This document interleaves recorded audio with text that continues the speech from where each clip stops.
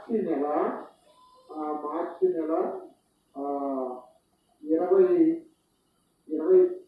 29వ తారీఖు రోజు good Friday అని మనము మాట్లాడుకుంటాం. గుడ్ ఫ్రైడే మార్చి 29, మార్చి 30 శనివారం. అక్కడ నుంచి మీరు లెక్క వేసుకుంటే ఈ రోజుకి ఖచ్చితంగా ఇది 51వ రోజు అవుతుంది. మీరు లెక్క వేసుకోండి. మార్చి 29 దగ్గర నుంచి ఈ రోజు ఇవాళ 18వ తారీఖున ఈ రోజుకి ఎన్ని రోజులు అంటే 51 రోజులు వస్తాయి. అంటే 51వ రోజు పరిశుద్ధాత్మ సంఘము మీదకి దిగినటువంటి రోజు, పరిశుద్ధాత్మ శక్తిని సంఘము పొందుతున్న రోజు. సంఘమే కాదు, పరిశుద్ధాత్మ నడిపింపులో పరిశుద్ధాత్మకు లోబడి పరిశుద్ధాత్మ స్వరాన్ని అనుసరిస్తూ నడిచేటువంటి వారు ఆ పరిశుద్ధాత్మ కార్యాలు జరిగించేటువంటి కాలము ప్రారంభమైన రోజు. ఈ రోజు వరకు పరిశుద్ధాత్మ కాలము కాదు, కుమారుని కాలము. ప్రభు ఒక 40 రోజుల దాకా వాళ్ళకి కనబడుతూ శిష్యును బలపరుచుకుంటూ ఆఖరిగా ఒక ఆజ్ఞ ఇచ్చాడు. ఇది ఆఖరి ఆజ్ఞ అంటారు. ఏమిటయ్యా ఆ ఆజ్ఞ అంటే అది ఆజ్ఞ 4వ వచనము. ఆయన వారిని కలుసుకొని ఇలాగో ఆజ్ఞాపించారు. ఇది ఆజ్ఞ, ఇది ఆజ్ఞ. ఇదేదో మామూలు మాట కాదండి.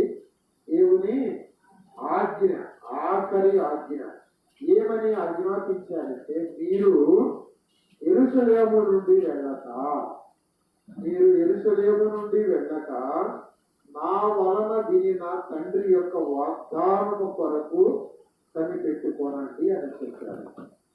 మనము దేవుని ఆత్మను లేకుండా మనము ఎక్కడికి వెళ్ళినా ఈ లోకములో జీవించలేము.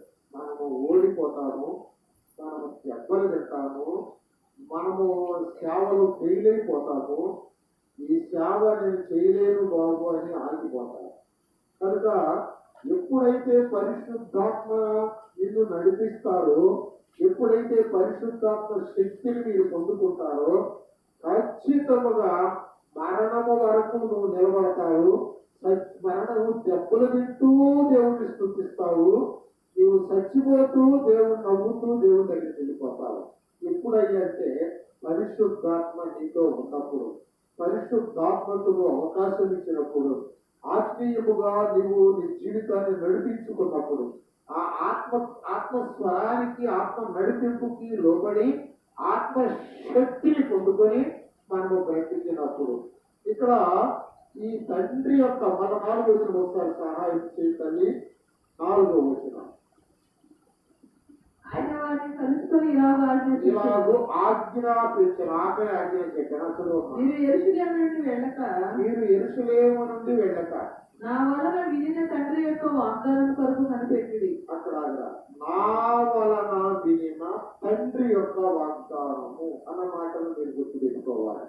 ఎవరి వలన వారు విన్నారు? ఎవరి వలన వారు విన్నారు? యేసుక్రీస్తు వారి వలన విన్నారు.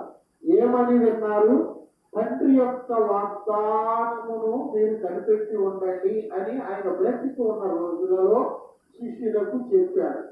ఎక్కడ చెప్పారయ్యా అంటే లూకా సువార్త దయచేసి చూడండి, 24వ అధ్యాయము 48వ వచనంలో యేసయ్య ఆ మాటలు చెప్పారు శిష్యులతో. లూకా సువార్త 24వ అధ్యాయం 48వ వచనం. ఈ సంగతులకు మీరే సాక్షులు. ఇదిగో నా తండ్రి వాగ్దానం చేసినది మీ మీదకి పంపుతున్నాను. నా తండ్రి వాగ్దానము చేసినది మీ మీదకి పంపుతున్నాను. మీరు పై నుండి శక్తి పొందు వరకు పట్టణంలో నిలిచి ఉండుడని వారితో చెప్పారు. ఇదండి తండ్రి యొక్క వాగ్దానం. మీరు వింటున్నారా? వింటే అది చెప్పండి. ఈ రోజు దేవుని ఆత్మ భూమిని తాకిన రోజు. ఈ రోజు నుంచి దేవుని ఆత్మ తన కార్యాన్ని ప్రారంభించిన రోజు. ఎవరు ఆత్మ కోసము ఆశతో కనిపెట్టి ప్రార్థిస్తారో వారిని వెంబడించేటువంటి రోజు.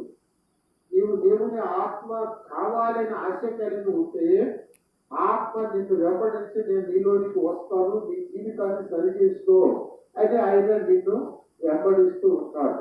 కనుక పరిశుద్ధాత్మను గురించి ప్రభు చాలా విషయాలు ప్రభు చెప్పారు ఆయన బ్రతికి ఉండగా. ఇది తండ్రి యొక్క వాగ్దానమును కనిపెట్టండి మీరు అని చెప్పారు. యోహాను సువార్తలో చాలా మాటలు ప్రభు చెప్పారు. ఒకసారి చూడండి, యోహాను సువార్త 7వ అధ్యాయములో యేసయ్య ఒక చక్కని మాట చెప్పారు. యోహాను సువార్త 7వ అధ్యాయం. హల్లెలూయా. ఆ కోనేటి గట్టున ఎండిపోయిన నీళ్లు అందరూ ఆ కోనేటి దగ్గరికి వస్తున్నారు. ఆ పండుగలో మహాదినమైనటువంటి అంత్య దినమున ఆఖరి రోజున ఆ యేసయ్య కోనేటి గట్టు మీద నిలబడ్డాడు. కోనేటిలో నీళ్లు లేవు, ఎండిపోయి ఉన్నాయి. అందరూ వచ్చి చూసి అక్కడ కళ్ళు కడుక్కోవాలి, వాళ్ళు ఆ కోనేటితో శుభ్రం చేసుకోవాలి, కానీ నీళ్లు లేవు అక్కడ. వారందరూ వెనక్కి తిరిగి వెళ్ళిపోతా ఉంటే యేసయ్య వారందరి వైపు చూస్తూ కేక వేసి మాటలు చెప్పాడు. చదువమ్మా, యోహాను సువార్త 7వ అధ్యాయం 37 దగ్గర నుండి.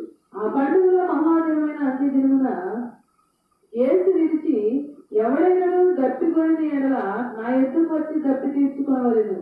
నా యందు విశ్వాసం ఉంచువాడెవడో లేఖనము చెప్పినట్టు వాని కడుపులో నుండి జీవజల నదులు పారునని బిగ్గరగా చెప్పాను.